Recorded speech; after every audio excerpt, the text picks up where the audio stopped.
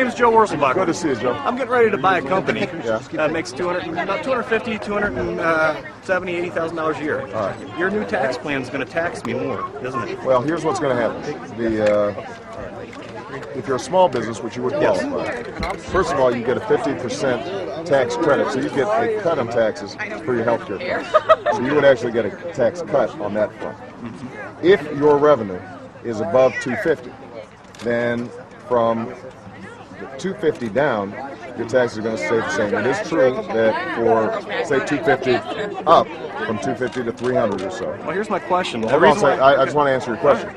So for that additional amount, you'd go from 36 to 39%, which is what it was under Bill Clinton. Yeah. So the reason we're doing that is because 95% of small businesses make less than 250, and so what I want to do is give them a tax cut. I want to give all these folks who are bus drivers, teachers, auto workers who make less, I want to give them a tax cut. And so what we're doing is we are saying that for folks who make more than 250, that marginal amount above 250, they're going to be taxed at a 39 instead of a 36% rate. Well, the reason why I asked you about the American dream, Right. I mean, I've worked hard. I'm a plumber. Well, I work 10, 12 hours a day. Absolutely. And I'm buying this company, and I'm going to continue to work that way. Right. Now, if I buy another truck and add something else to it, and build the compcompany, I'm getting taxed more and more.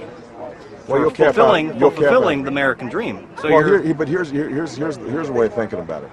How long have you been a plumber? How long have you been working? 15 years. Okay, so over the last 15 years, when you weren't making 250, you would have been getting a tax cut from me. So you'd actually have more money, which means you would have saved more, which means that you would have gotten to the point where you could build your small business quicker than under the current tax code. So there are two ways of looking at it. I mean, one way of looking at it is now that you've become more successful through hard work, you don't want to be taxed as much. Exactly.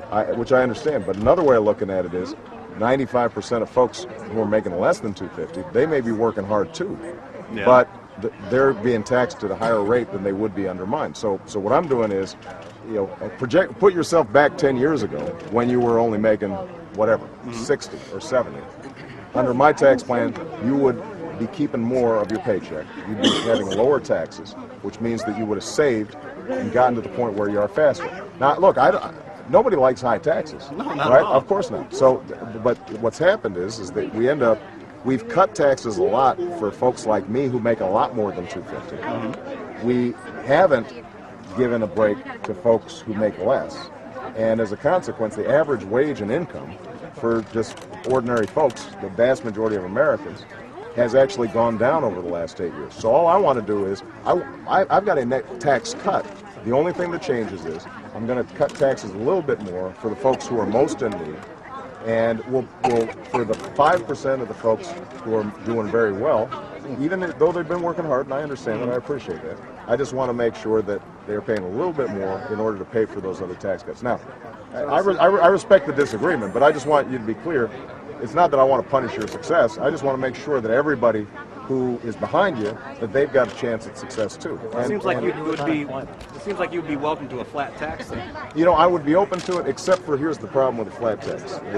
Is that if you actually put a flat tax together, you'd probably, in order for it to work and replace all the revenue that we've got, you'd probably end up having to make it like about a 40% sales tax. I mean, that's the value added, making it up. Now, some people say 23 or 25, but in truth, when you add up all the revenue that would need to be raised, you'd have to slap on a whole bunch of sales taxes on it. So and I do believe that for folks like me, who are, have worked hard, but frankly also been lucky.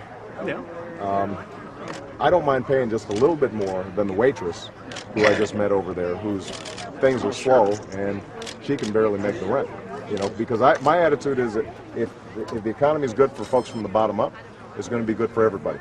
If you've got a plumbing business, you're going to be better off if you've got a whole bunch of customers who can afford to hire you. And right now, everybody's so pinched that business is bad for everybody. And I think when you spread the wealth around, it's good for everybody. But listen, I respect what you do, and I respect your question. And even if I don't go get your vote, I'm still going to be working hard on your behalf because I want to make sure small businesses are what creates jobs in this country, and I want to encourage it. All right? Now, one other thing I didn't mention. For small business people, I'm going to eliminate the capital gains tax. So what it means is if your business succeeds, and let's say you take it from a $250,000 business to a $500,000 business, that capital gains that you get, we're not going to tax you on it because I want you to grow more. So you're actually going to get some. You may end up, I'd have to look at your particular business, but you might end up paying lower taxes under my plan and my approach than under John McCain's plan. I can't guarantee that because I'd have to take a look at it. I understand that. All right. Thanks for the question, though. I appreciate it.